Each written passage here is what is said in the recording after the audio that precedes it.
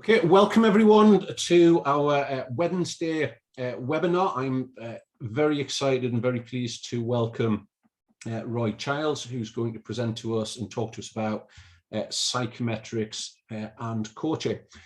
Before we start, I would just like to tell you a little bit about Roy. The reason that I'm going to be able to do this is because I have sort of his biography here, so like in a number of other pieces of information. So Roy is a PhD in business, start again when I can actually read. Roy Childs, PhD, is a business psychologist who works as a facilitator, coach, trainer, and researcher. He combines a highly experiential approach with a clear practitioner focus. His background in psychometrics includes having worked with some of the best-known authors of personality questionnaires, including Ray Cattell with the 16PF, 16 Personality Factor, and Will Schultz for FIRO. With Team Focus, his own company has developed a new range of instruments covering areas as yet untouched by psychometrics until now. Roy has worked with psychological types since the 1980s and was a founder member of the 16PF users group, now the Psychometrics Forum, as well as the Myers-Briggs user group. His combination of a psychometric background with extensive practitioner experience gave him a valuable insight into the strengths and weaknesses of both MBTI and other questionnaires, which he has used to develop a new approach to the use of type called type mapping. Roy runs the widest range of BPS, British Psychological Society, recognised qualification courses in the UK, and his publications include The Psychometric Minefield, Emotional Intelligence and Leadership, Coaching with FIRO, Element B, and The Relational Lens. And one of the things that we always like to do is find out a little bit more about our presenters that perhaps people might not know. And I can tell you that Roy's checkered career includes research, giving that up to become a lifeguard and a neurospeech on the Cornish Riviera, which he said was incredibly cold, and barreling across Europe before the UK joined the EU with van loads of English books that the East German guards were extremely suspicious of. Apparently there was a border called the Berlin Corridor in those days. He then taught psychology before establishing his own company, Team Focus. So with no more ado, I'm going to hand over to Roy. If any of you have any questions that you would like to ask at any point, please put them into the chat box. And with no more than ado, Roy, it's over to you. Okay, well, thank you very much, David. Thank you much, everyone, for joining. And in terms of, I'm sure most of you know how when you are on a call like this, sometimes you can feel the interaction and sometimes you're completely blind to it. So I'm actually looking at a screen with your videos on. It does make it nicer than looking at a blank screen or just looking at my slides, because I do like to see either smiles or frowns or whatever.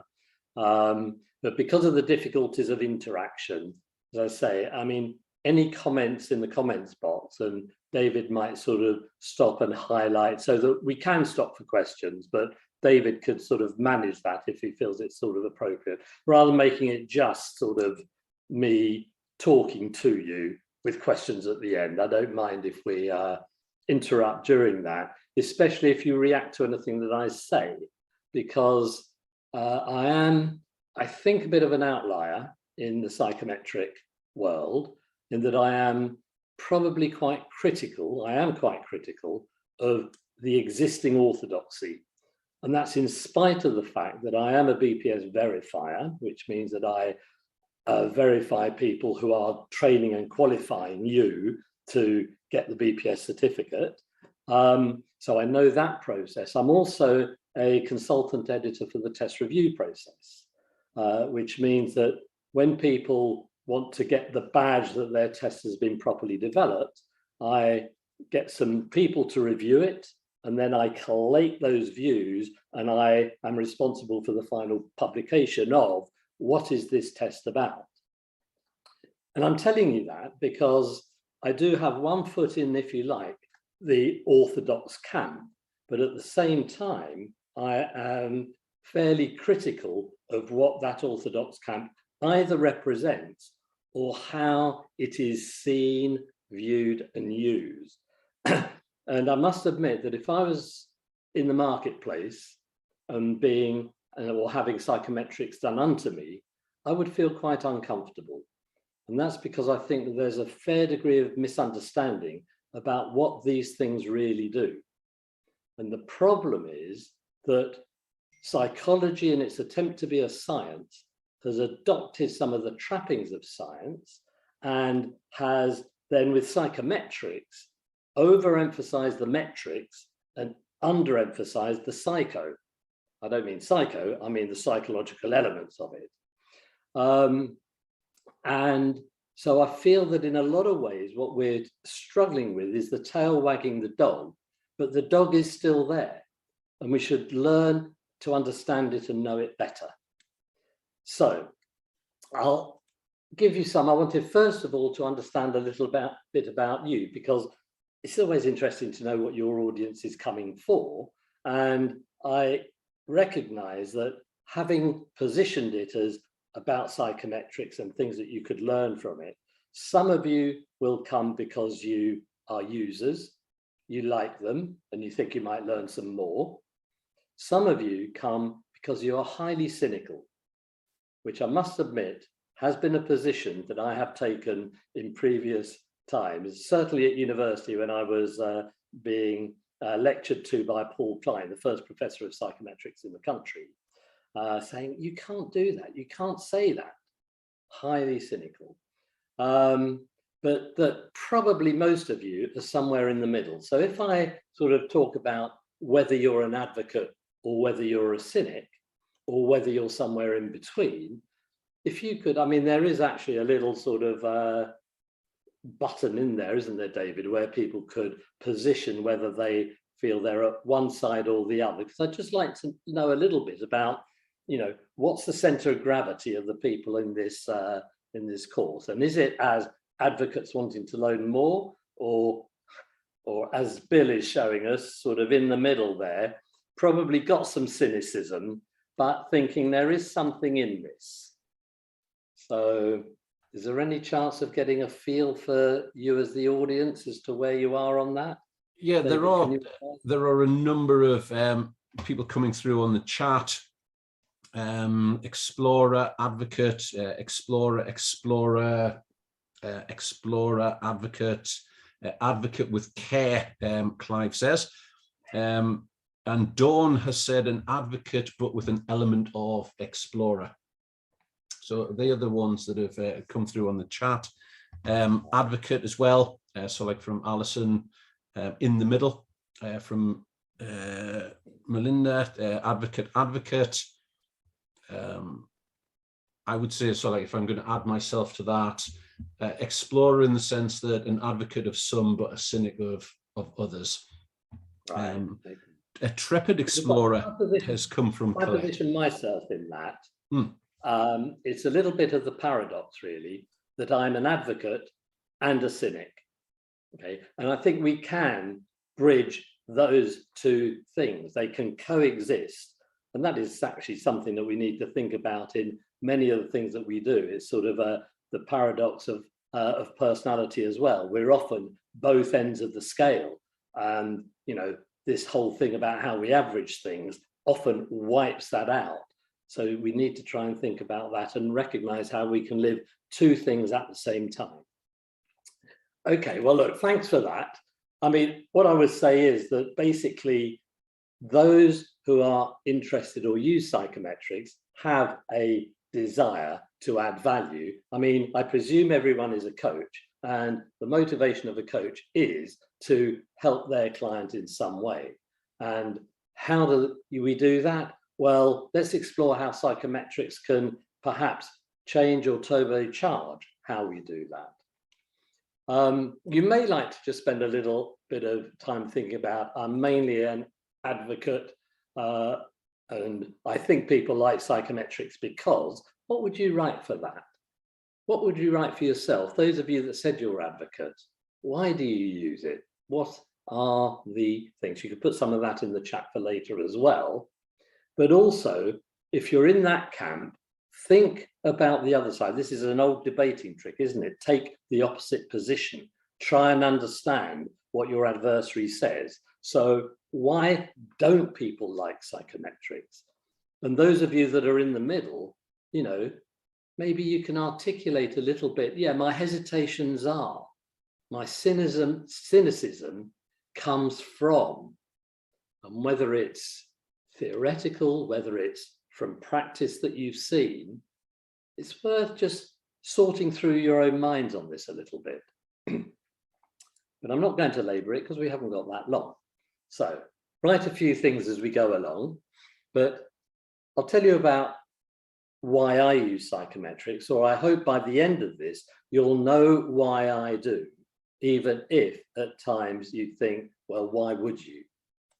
So, first of all then, summarizing some of the things I expect you to have written is perhaps something around the way in which psychometrics oversimplifies the complexity of the human being. Okay, I mean, we got to remember that psychometrics was developed to measure cognitive abilities. It was about ability, and the whole model is based on that.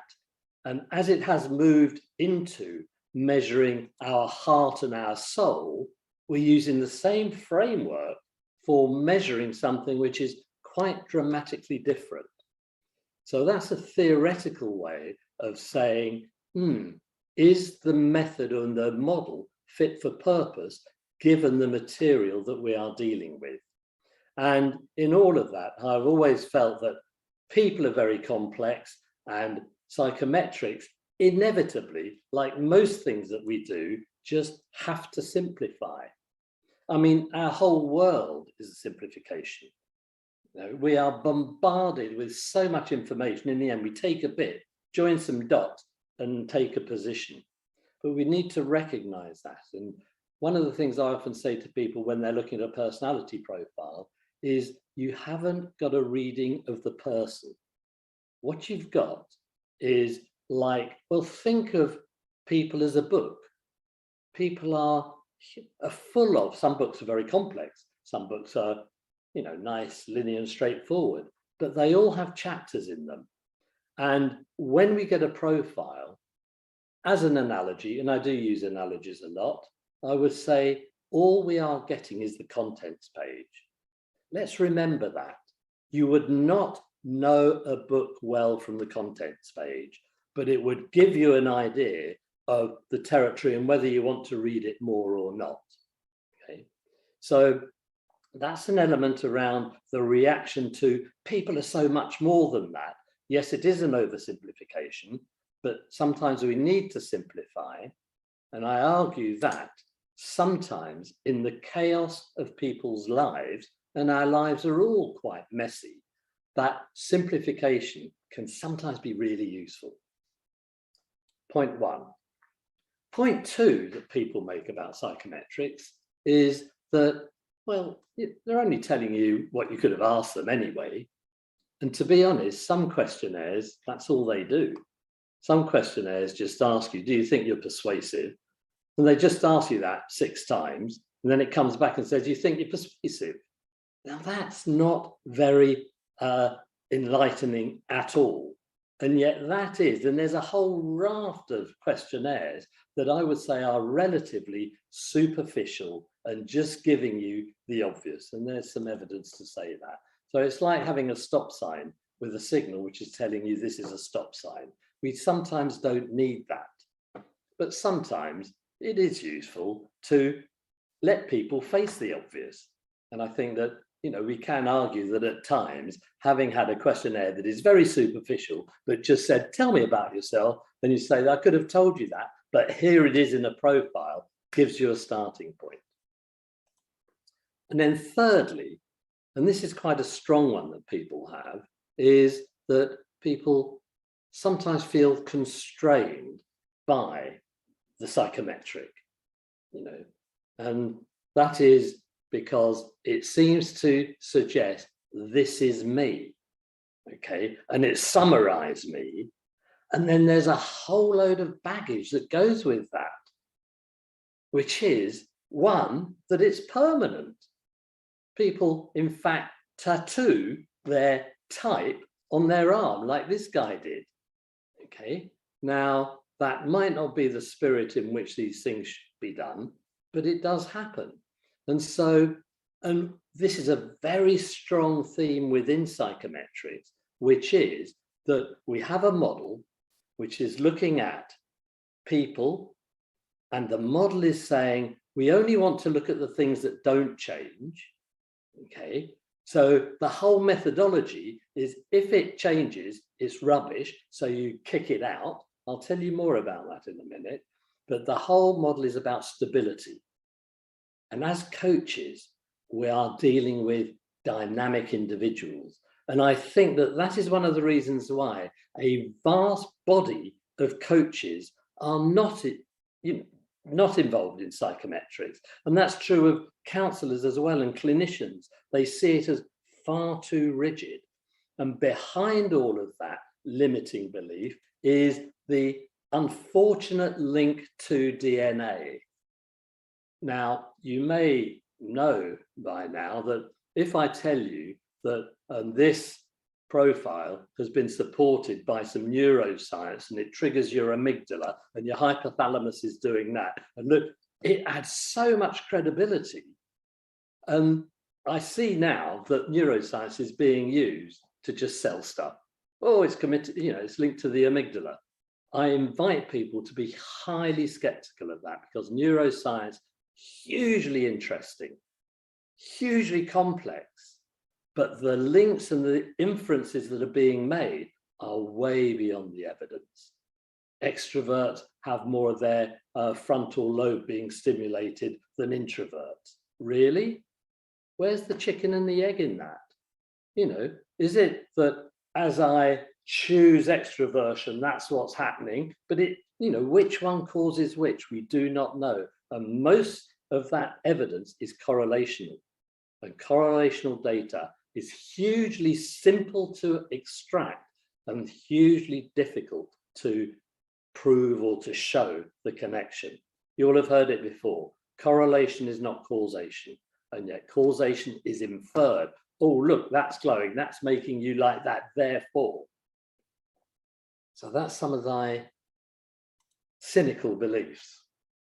And the whole thing there, I say, is at odds with what we as coaches want to do. If you like, psychometrics is largely predicated on a model of no change, and coaches are predicated on a model of growth, development, and change. So again, there's a tension there, or there could be a tension, unless we know what we're doing with our psychometrics and using it in the appropriate way. So the fact that it's limiting. Think of how and what you do. And this is going to be a theme that will come through in more detail later on. But I had the benefit, honor, challenge of working with what are called women returners. And women returners are women who have stopped their career to raise children and then to come back into the workplace, and many then suffer crises of confidence, saying, what have I got to offer? And that was the group of women returners that I was invited to work with. And obviously we can help people to understand more about the challenge of bringing up children. I mean, I've had twins and a little girl, and 3 under 3. I mean, I know the challenge. So the thing is, though, that when we are in particular circumstances, we are limited in terms of what we can do and what we can show. And we often validate ourselves by what we do. And so confidence can be not. And so I talk about this as, let me do that, how sometimes we are caged by our context.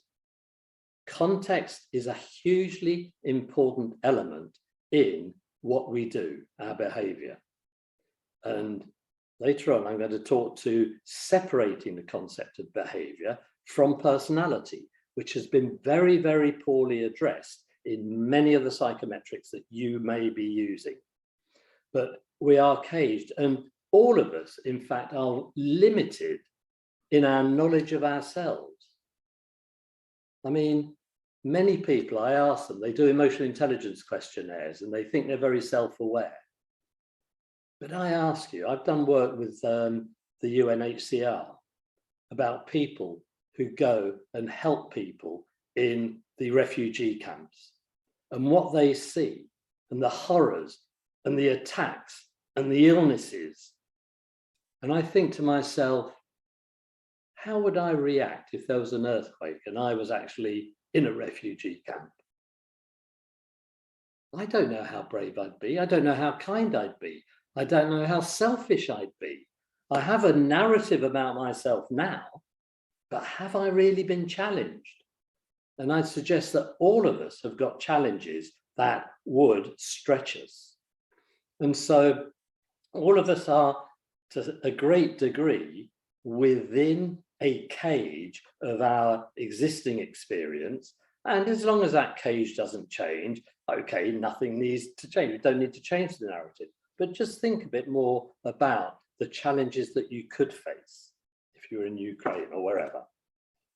So I want to address the question of change, because as I said, psychometrics predicated on no change and coaches predicated on the fact that, well, we do change. So to do that, I want to tell you a story which was around the values questionnaire, the VBIM, value-based indicator of motivation, which was introduced to a company. Don't know why that came up.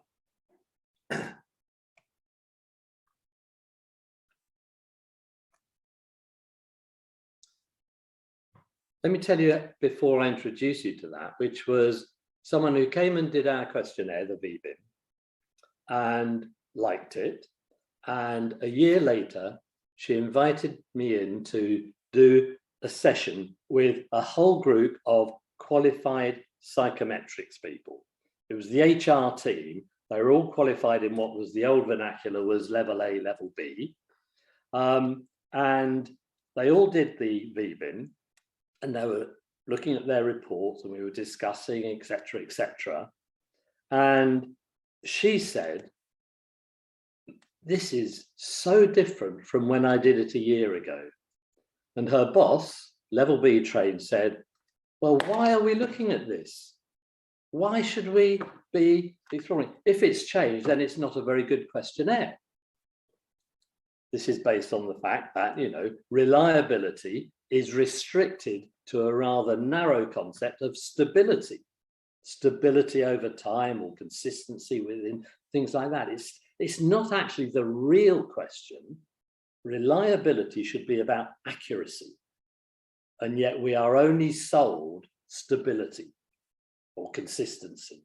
So there's something wrong with that. It's worth knowing that some things are consistent, but it's not the be all and the end all. And she turned to him and said, John, I won't reveal John who, but her boss was called John. She said, John, my mother died this year, and it has really made me think about what is really important to me. And it's changed, and it is reflecting exactly what I now feel, that I am refocusing my life in a different way. No, I'm not about to leave, but I am thinking about what I do. And so you see, this idea of change, of being a bad thing in psychometrics, is something that hangs over it quite inappropriately. We want change to be shown when there is genuine change happening. Now, that's a big question, of course. But as well then, one of my sort of issues with psychometrics is that they very often don't address the things that are important apart from the model, and values is a really good example of that. I don't know if any of you use any values questionnaires. I mean, I've used a few, and I've never found them entirely satisfactory.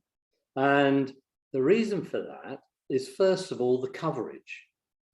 You know, I used to do workshops and ask people, this is all based on the phrase I read in Man's Search for Meaning, Viktor Frankl, but it's actually attributed to Nietzsche, which is a man, unfortunately a man, a person with a why will endure almost any how. And one of the things that so much of what is done in organizations is about behavior, but really what you want is the energy, the motivation, which comes from people's values. And if you get that right, the rest is much more likely to follow. And I don't think we do enough work. You may as coaches individually, but certainly psychometrics has not focused well enough on what people's values are and why they do things, and aligning that with what they're currently doing. And I often see my role as a coach is to help people to develop the coachee's narrative, because we all have a narrative. And very often our narrative gets stuck in time. Oh, it's what I always say, etc. And as a coach, I see, let's update your narrative to who you are, and listen to this, where you're going.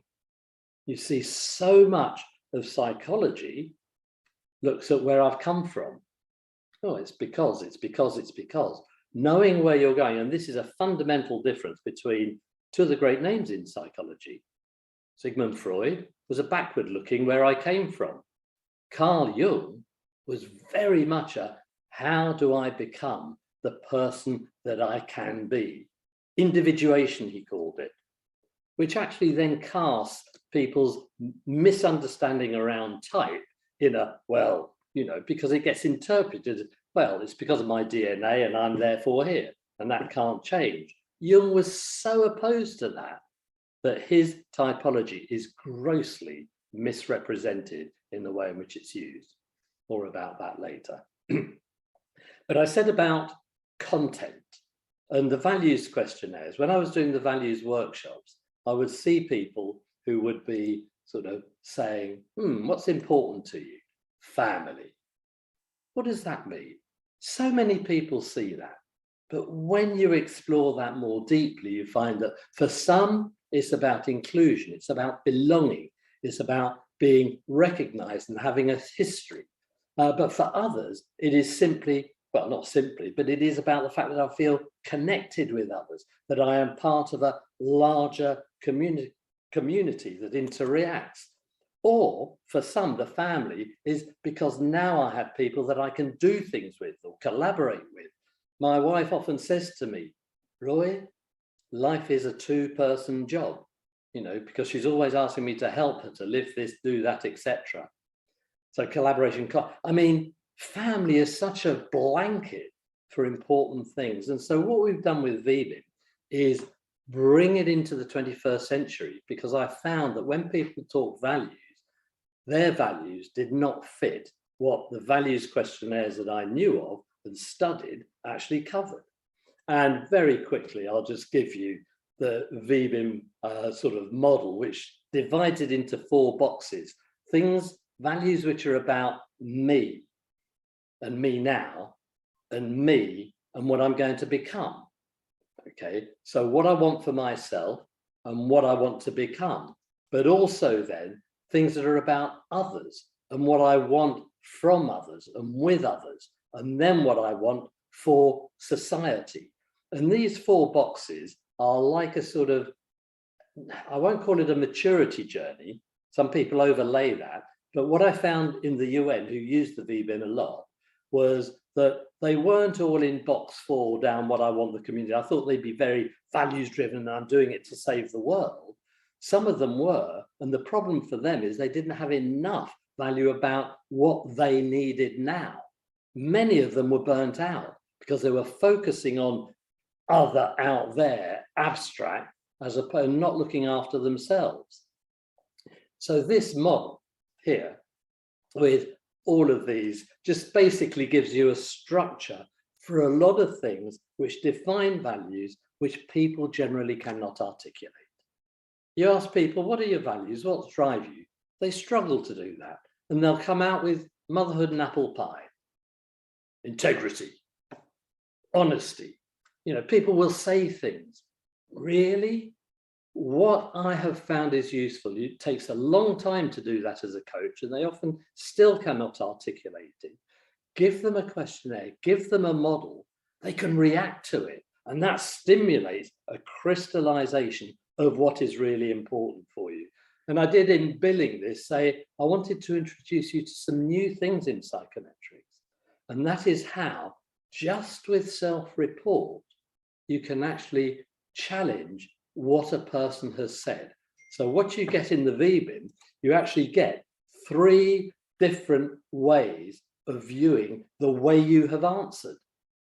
They're called the general, the detailed, and the comparative. I'm not going to go into the details. There's a 30-minute video if you're interested in that. I can send you details of that. But basically, where there's a difference in the general view that, yes, integrity, but when I look at it in more detail, actually, it goes way down the scale. And compared to others, I don't value it as much as other people. You've immediately got a way to say, really? What are your values? Why? This might be more important than you realize. This might be less important than you realize. So what you end up with in the report, and this is just the one-page summary for the administrator, is things like this one, which says influence, which when you look at it in more detail, goes to the top of the scale. This is someone who didn't realize they were power hungry. Didn't influence, no, but really they wanted, well, in coaching terms, we often call it, I want to make a difference. And you might want to make a difference for very good reasons, but sometimes it is driven by a need to have impact. And it is, so there is a power thing there.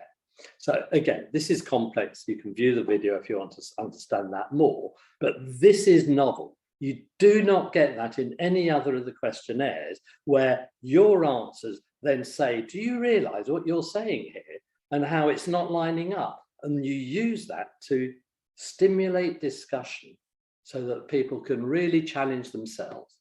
But you can challenge them in another way as well. And again, I don't know any of the questionnaires that do this, but this is what we call the paired process. Would you, if you did a values questionnaire, wouldn't it be useful if you had someone else say, but look, Liz, look, Dawn, there's this, do you think people see those values that you're espousing? I think back to the MPs who were saying integrity was their sort of biggest value, and then taking money in brown paper envelopes, etc. How much do you live it? How much are your values seen? So the paired process allows you to choose one person you nominate to give you some feedback on how they see you. And that in itself is a hugely useful process. And it's more than just getting the feedback. Let me go back, page up. It's more than just getting the feedback, because when I invite people to get someone to answer, say, the values questionnaire, but we apply that, if you do a personality questionnaire, how is that seen? Or if you do emotional intelligence, critical that you don't just rely on your own self-awareness, because people aren't aware of what they're not aware of. Sometimes the highest people on the emotional intelligence scales are the least self-aware of the whole group. But to have someone to say, this is what I see, that is really useful. And what you'll hear here is that I was saying, let people articulate, but then challenge them on that, because it is the challenge that is the value. It's not just answer a questionnaire, self-report. I said that. Yes, I agree with that. I mean, so often questionnaires are just used there to affirm what people already knew. Okay, challenge. How do you do that? The paired process I find hugely useful, because not only are you getting feedback from another party, which everybody actually is very interested in, but it also challenges you when you actually do the questionnaire. I'm going to ask Barry to do this on me, okay? I happen to know Barry, so I'm a bit worried about this now. But if he was my pair, when I go to do that questionnaire, I'm not only saying, yeah, I'm like, am I really? Actually, I don't think I do live that. Barry will probably know. I've got to try and be more honest with myself. So it changes the person's engagement with the questionnaire right at the start. And I tell you what, when you have someone else doing it, your engagement does go up several notches, because you've got a curiosity there, and curiosity is fundamental to this. When people talk about test administration, it's not administration, it's engagement. How do you get people in? And that means building curiosity. I want people, when I'm saying, should we do this questionnaire, that they are saying, I really want to do that. I'm really looking forward to this. Not, all right, let's see what it gives me. Again, maybe that changes the lens on how we do some of these things. And a couple of other things. First of all, the language dilemma.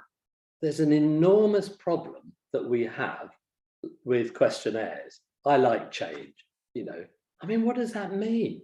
And the superficial questionnaires I was mentioning earlier, they'll have, I like change, I like change on a Monday, Tuesday. They're very repetitive questions. But what does it mean? And you've got some person saying, I like change because I change my clothes every day. I like change because I want to get a new job every year. I wouldn't like to say I've been in this job for more than 6 months. And someone who says, I want to overthrow the government. We all interpret these words very differently. Okay, so when you get a score that comes out of that, what you're interested in, there's been a useful trigger, change. What you don't know is what that means, which leads to one of the other really important elements about using questionnaires, which is they are about exploration, not explanation. You're high on change. Tell me more. Not, that means you want. We don't know what they want. We need to recognize that. Words are ambiguous. They're fuzzy sets. We need to know that we're using language, and with a good set of items, we're honing it down, but we've never got it. So there's the language dilemma. There's the content dilemma. I look at some of the best known questionnaires. NEO, this is the NEO. I like being part of a crowd. I laugh easily. I believe that most people would take advantage if you let them. I would rather, these are the questions in one of the most reputed questionnaires. What are they asking? Preference, behavior, attitude, emotions.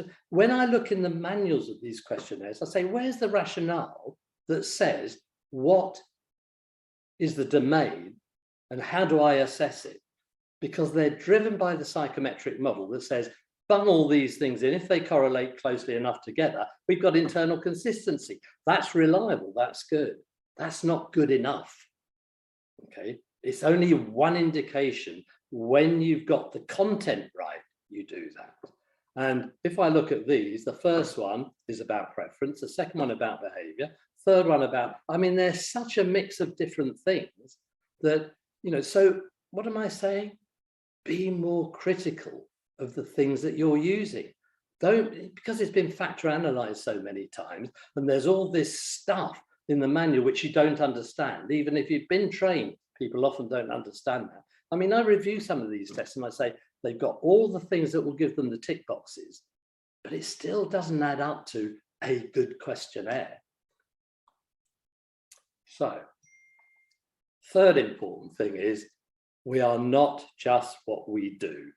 And this is the legacy of psychology with its behavioral roots, which is, in the end, well, it's behavior. That's what matters. And do these questionnaires predict behavior? Well, what is behavior? If you think about it, life is a tug of war. And at one side, you've got me and how I feel about myself. But on the other side, you've got all the demands of the world around you. That's a tug of war. And in the middle, behavior is a consequence of that dynamic. And sometimes the context rule wins out. Sometimes the inside me wins out. Okay. But if we just measured behavior, what a mess. What are we getting? And some people are dominated by their context at time. I am my job, or I am my, my family. I am. Are you?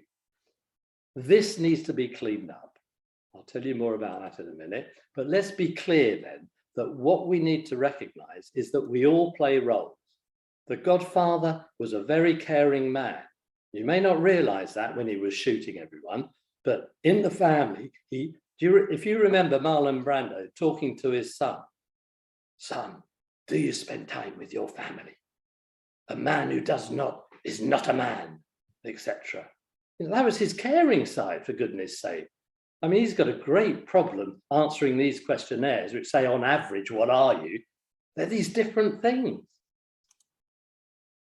Laurence Olivier as Hamlet. Wow, what a role. But he can play a very different role, and life is a stage. We do play many roles. So one of the things that I think we need to recognize is that when, instead of asking about behavior, which is confusing, we're asking about you on the inside. This is where one of the most criticized questionnaires of all, the MBTI, actually did a really good thing. It says, no, it's not behavior. It's you, the person. What's your preference? Now, there are problems with the MBTI, but they are not the problems that are often put there by academic psychology. I regard myself as an academic psychologist, and I am appalled at the way in which the criticisms of MBTI are on the wrong wicket. Another big story there. But if you think about what do you prefer? Would you rather eat or breathe? Well, right at the moment, I think it's breathe, okay? But I might get pretty hungry at some time. Would you rather have a week of love or excitement? Well, it does depend a bit. Would you rather have diarrhea or constipation? When on a long journey, I think it's constipation, okay? But maybe if I mean, the point is, what do you prefer is a complex question. And it has been trivialized. Oh, just think of yourself at home with your slippers on. Why on earth at home with your slippers on? That is sad. I mean, first of all, it's giving you a context. Oh, okay, well, at home, I mean, I think if it's about you, the inside, it's about when you feel most you, which isn't always at home. Sometimes it's at work. Sometimes it's striding across the moors. Sometimes it's, I mean, whatever it is. So not at home with your slippers on. And there are many sides to preference. When people answer what I prefer, sometimes what they are saying is, well, you know, I like being fairly decisive. Why? Well, you have to be in my job, don't you? It's my current role. Or sometimes it's, well, that's where I feel most comfortable. That's where I don't feel challenged. Yeah, that's okay. Or sometimes, well, it's what I prefer because that's what I always said. I mean, I was challenged on that on my 30th birthday, not that long ago, where someone said to me, Roy, you're not a student anymore. And I realized that my narrative was stuck in the past. Okay. So sometimes the change in a questionnaire isn't a change in the personality, it's a change in awareness. Am I really like that? That's what I think we ought to use questionnaires for, to help people to challenge and think, really? Where am I now? Because we are on a journey and there are more. Sometimes what I prefer is what I wish or I hope, my potential, what I could be. Sometimes what I prefer is what my mummy preferred or my daddy, you know, my history. Sometimes it's not my preference, it's what I ought to be. And sometimes it's just the fact that I'm far too serious. I'd like to be able to let my hair down every now and again, etc. So that's complex. I've simplified that difficulty by introducing what we call the four selves model. So the four selves model says, I know that you play many roles. And in fact, if you think about meeting the Godfather, I bet you'd react differently to if Barack Obama moved in, or if Trump moved into the room, or if this little girl came into the room. Each one of those would generate a different reaction, okay? How much of that is you? How much is that the context? Difficult, but there is what I call the contextual self. And we ought to recognize that and value it, because the contextual self is also where our flexibility is. And we often want to develop our flexibility. But a personality questionnaire is not about the contextual self. That's a role questionnaire. And by the way, Belbin is not a role questionnaire. It pretends to be, but it's not. More on that if you want later. But really, when I'm talking about preference, what I want is for you to tell me that sense of you behind the roles. Lawrence, when you're Hamlet, when you're Richard III, you still know you're Lawrence. Give me the Lawrence behind the roles. And we can all do that. The sense of who I am. But then, and this is one of the critical and the biggest transformational things I've found in the conversations I've had in coaching with psychometrics, is behind the identity, there is always an ideal self. The ideal self has been so neglected. And yet you think about the poignancy of your ideal self in your psyche. What I want, but I'm not. I wish I was a little more. And I call it the four selves, because everybody who says I'm very self-aware, let's recognize there's always the undiscovered self, the self that would emerge in the refugee camp, in the earthquake, or wherever it is. Okay, that's the four selves. But what we then ought to be doing more of, and what we do with the type mapping system, is we ask people about their sense of identity and their ideal self. We call it the is and the want. The way it is, what feels natural, yeah, that's sort of me, and the want. And what happens with that is that, and this is done on a MBTI sort of language, the TDI introduces that, but it gives you then this, that this person reports as an INTJ. But they were asked your preference the way it is and the preference the way I want, and you can see that the want, so this is the white is the is, the yellow is the want, ISFP. This person had quite a dramatic shift from where they felt they were or felt most comfortable, but what they wanted to be. And those discussions are huge. What is that about? And we go back to what I was saying earlier. What is that want? Is it your want? Is it your parents' want? Is it what you hope? Or is it just what you thought at one stage ought to be? Whatever. And the interesting thing with this is that 72% of the population report a difference in their type when you ask the is want question, which makes a mockery of people saying I'm an INTJ, because most people have got a dialogue inside there which is saying, you know, my preference is, it depends. We have exposed people's internal dialogue, and that then becomes a curiosity. I wonder why. And one of my favorite ones was the woman who was opposite on all four things. And after 2 hours of quite expressive visual, I don't understand this, she came up with, what I want is not what I want. So it doesn't mean you want it just because you say you want it. And it was because she wanted to be successful. And her image of success was this. But when she saw that translated into personality terms, I don't want to be like that. That was transformational for her. Why aren't we doing more? I mean, obviously, those of you that know FIRO know that I got the is one from Will Schutz. It's so powerful in that model. I introduced it into the type mapping system, and it has been fantastic as a way of opening up people's internal dialogue, which is what we do as coaches. So the type mapping system, in fact, is something which covers the behavioral, the role bit, the inside the personality bit, with the aspirational personality as one, and the context. And it allows you with one model to say, this is what I do, this is what this context needs, and I ought to maybe, or we ought to be doing it more. But inside, this is what feels more natural or preferred. And that simplifies a huge complexity so that you can start the conversation, because we start from simplicity without losing the complexity. So if you want to certify in that little plug, next certification online with about 6 virtual meetings starts on the 25th of April. So why do I use psychometrics? I know we're getting close to time. Well, let me give you the story of Kevin. Kevin was a rather reluctant teenager, encouraged by his mum to come and see me because he didn't know what to do.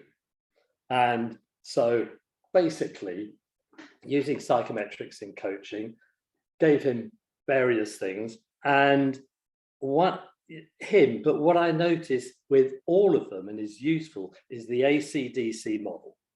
Okay, in coaching, in the conversation, in the feedback, let's recognize that generally one thing that people do is they get affirmation. Do a personality, yeah, that's me. Yeah, I recognize that. Now that's very useful in the psychometrics because it buys them into it.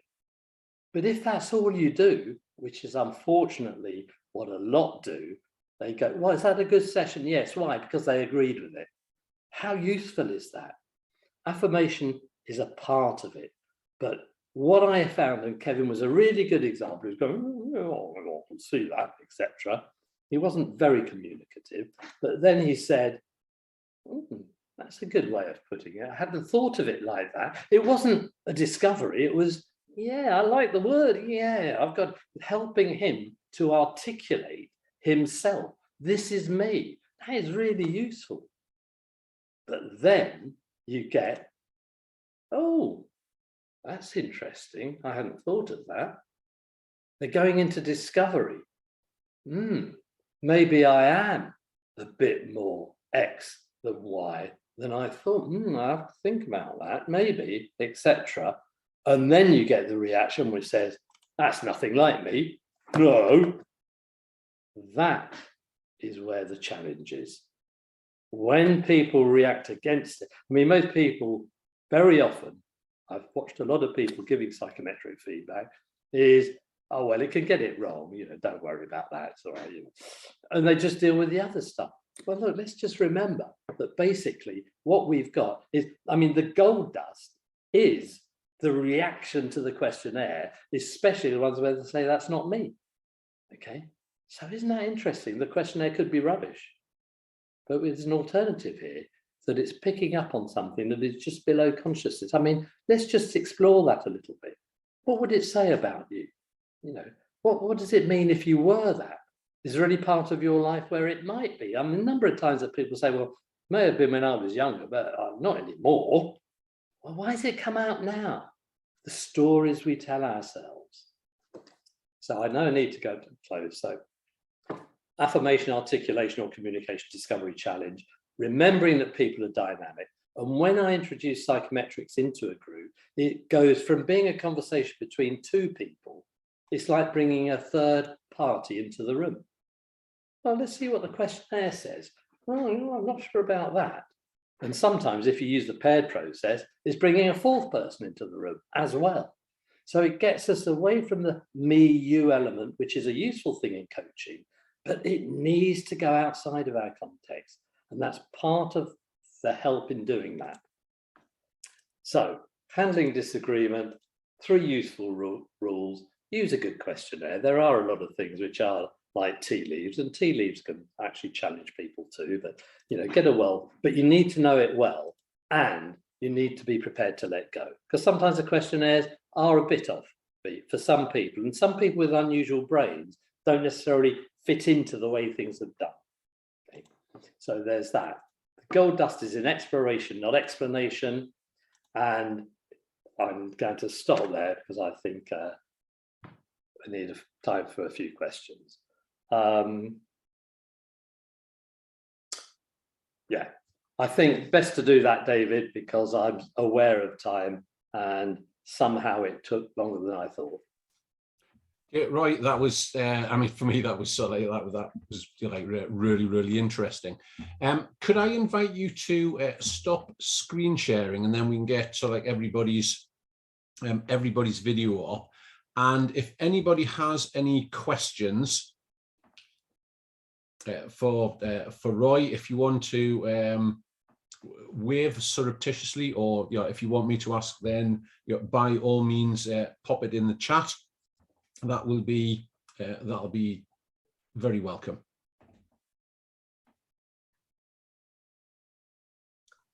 I noticed one there. Peter Sellers is once described as the mask. I actually got a case study called Paula Sellers, which sort of covers that. But yes, I mean, poor old Peter Sellers didn't know his identity. He used to wake up, he said, I don't know which voice to use, because he was so good at mimicking, he didn't know which was his own voice.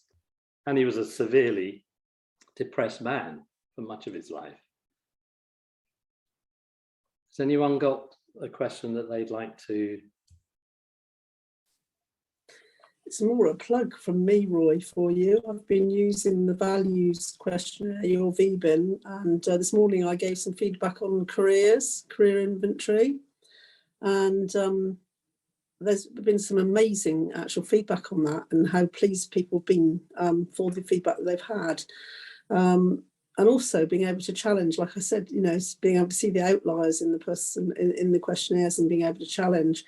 I guess one comment that I had was I didn't know what to expect, and I've actually got an awful lot more value out of this than I first expected, which made me really think about how difficult it is to sell psychometrics in terms of proving the value. Actually, I think once they've experienced the the use of them, that's fabulous, but it's actually getting over the line and helping people to experience them. Well, Dawn, thank you for that. And one of the things I've found is that it is coaches who get this orientation to psychometrics much more readily than the rest who are using. Which is why, if you like, I feel that this is sort of my sort of favorite audience, really, because you get it in a way in which sort of many don't. But thanks for that, Dawn. I'd just like to contribute by saying, if people who are coaches in any type of walk of life, if this is something that really interests them, there's two books that I'd like to recommend, actually. One is the Psychometrics in Coaching, which I found was absolutely brilliant when I looked at how to use psychometrics in coaching and got into it much deeper. And the other one, of course, is the Relational Lens, which again put a completely different perspective on it for me, on how to challenge and how to use psychometrics as a coach. Well, thank you, Barry. I had my hand up, but are we just shouting out? Go ahead, Alison. I was just going to say that it made me laugh because I've just come off a coaching call, and we were discussing one of the psychometrics. I think it was the learning styles one, and she said, "I don't recognise that. That's not me." So I was just thinking, oh, what did I do as a coach in that session, apart from, because obviously there's the affirmation and taking it up to the challenge point. And I had in my mind, oh, shall I leave it there? Shall I carry on? And we did explore it. And at the time I was thinking, and I said, what were you thinking about when you completed this questionnaire? Were you thinking about your work, your apprenticeship, or were you focusing on something to do with your family? And to try and take her back to the point to see, when you're in that mindset, are you a different person? Because we change hats, don't we? If you are a parent with young children, you will be a military officer to make sure that all the operations are complete. But I think in that instance, we were trying to explore her learning and her apprenticeship journey. So it was a really interesting exploration. Yeah. Well, Alison, if I can share with you, I got this from Will Schutz, who introduces the 1% rule, which is that if people disagree with something like this, you say, well, let's assume that there's always 1% of truth in all the feedback that you get. whether it's from people in 360 or there. So don't agree with this questionnaire? What's the 1% rule? So there's 1% that is true. So it doesn't feel like you, but where could it be true? When could it be true? Is there a small part of your life where it might be true? And that helps people to think around, and there is an element in there, because the 1% normally is more than 1%, but they need to find the little bit which says, maybe, you know, it's like so many people, you know, I used to be shy, but I've got over that now.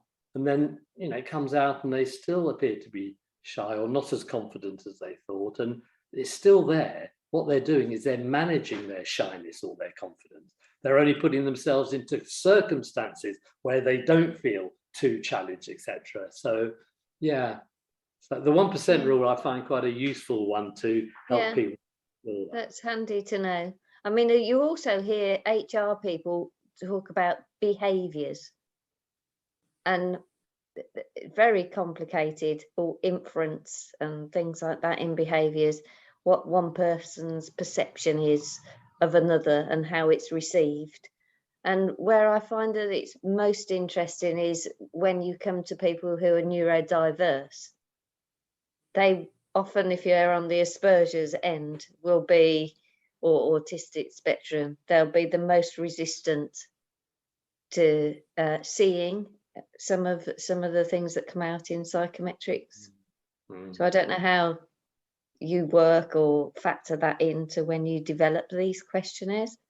Well, you just have to recognize that the more people are away from the body where this was developed, and these are developed not on neurodiverse people, it's like the cultural differences as well. You know, when people are from a different culture, you know, there's more sort of slippage in the chain, and so it's more a lighter suggestion than the others. But in a way, it's the same thing, which is, I wonder how much. You see, I mean, Barry, you've heard me say this before. The two words I think people should use a lot more is I wonder, especially with psychometrics. It's not, well, this means, it's, I wonder what this means. As the facilitator, you are curious and you're wondering, you're working with them.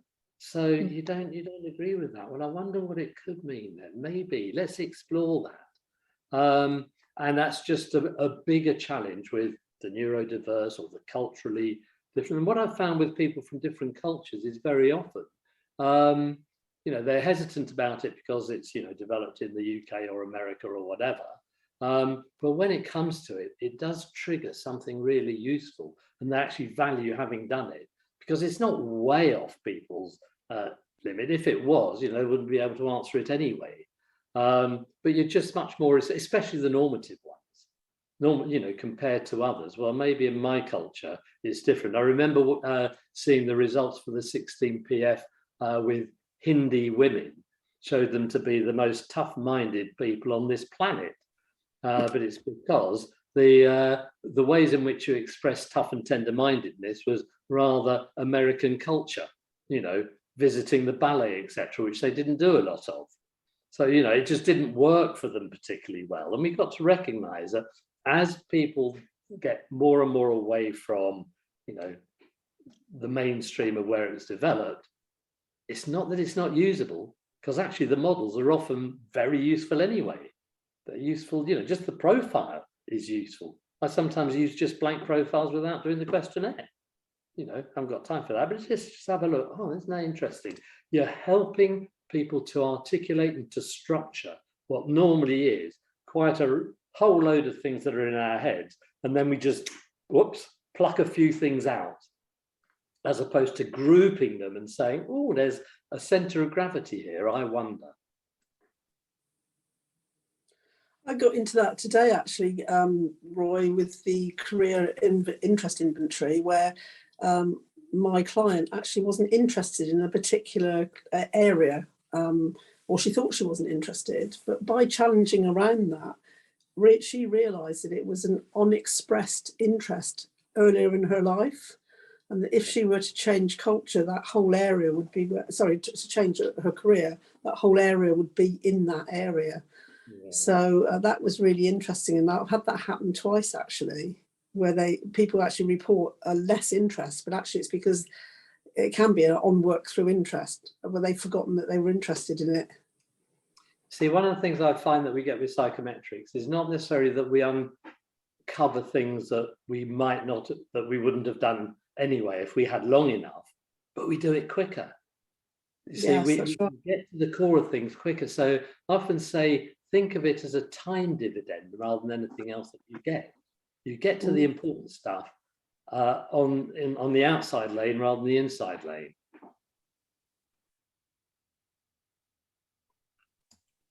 Right, I'm mindful of time, and for anybody who does need to go, then by all means do so. Barry has asked if you could give a snippet of information about the impact of different cultures.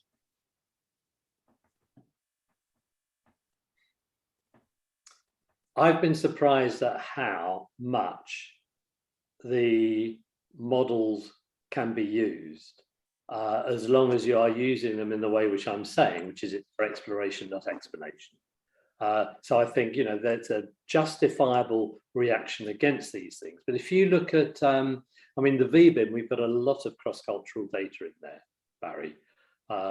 There's a page where you've got sort of, Chinese, Indian, etc., populations, where you can see differences in the way. And I think values is a particularly important one to bring that, that nuance in. Compared to people in your culture, it looks like this is more important to you than realize, etc. Did you have another question in there, Barry, that about culture? No, just perhaps the maybe the difficulties in introducing psychometrics in coaching in different cultures. I was thinking mainly for myself as well in the sports world, but those difficulties that you can have. Well, I think the difficulties can be the reputation that precedes them. So you've got a whole thing about how psychometrics are biased against ethnic minorities, which largely comes from the ability testing, but it pervades the whole thing. And then there's a thing, well, I'm different, how can it apply to me? And so for me, it's always been, well, we don't have to do it, but would it be useful? Let's discuss that. And I find that most people become curious.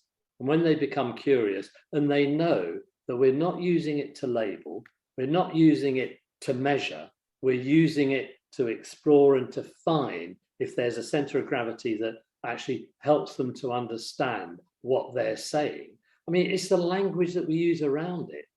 So I don't have difficulty, except when people have come with those predetermined, and justifiable at times. There's some very bad practice out there. So, you sometimes have to overcome that. But the way most coaches would approach this, I don't think there's an issue. And, it is a negotiation. I think it might be useful to do this. This is why I think, what do you think? What will we get from it? Do you want to do it? Yes, please. Let's do it then. I've got just one final question, Roy. If you had to give one golden nugget to any coach who was thinking about using psychometrics, what would it be?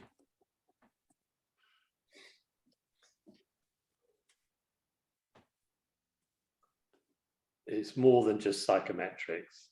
It's that you have to have two things to run a good process. And those two things are respect for your client. I was particularly struck by that when I asked Steve DeShazer, who was the founder of Solution Focused Therapy, very austere looking man, incredibly powerful in the way he operated, who a lot of work was done with criminals who were referred to him by the Justice Department. So he was dealing with some of the worst, paedophiles and whatever. And I said, what do you do when you don't like your client? He closed his eyes and he said, I can't think of a client that I haven't liked. And then he qualified it.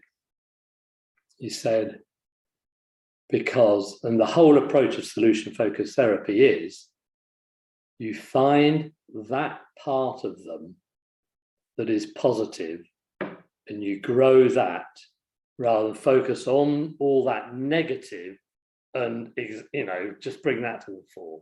There's always a seed, and he said, I engage with the seed. That was, so it is that respect, and you know you've got respect for your client when you use those two words, I wonder, because curiosity is a really good signal of respect. So in your coaching practice, if you find that you're getting bored, you're doing the wrong stuff. You know, you need to change it in some way. And the other, so that the respect, curiosity, all of that package. The other one is honesty. You've got to be honest.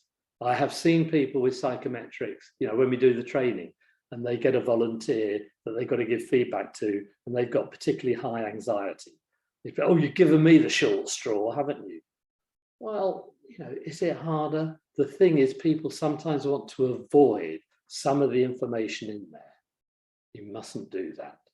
It's there. You've got to find a way. There's always a way to do it and use it positively. But that is a skill and you have to learn that. But you do not avoid. You have to be honest. And sometimes you have to be honest about your own. I don't know. I'm not an expert. I love the capturing of that with, I'm the guide on the side, not the sage on the stage. If we can be the guide on the side, it puts us off that pedestal where we shouldn't be. We're a guide on the side. We've got something to offer. And usually that's plenty. That's great. Thank you very much. In which case, I'm going to stop the recording now.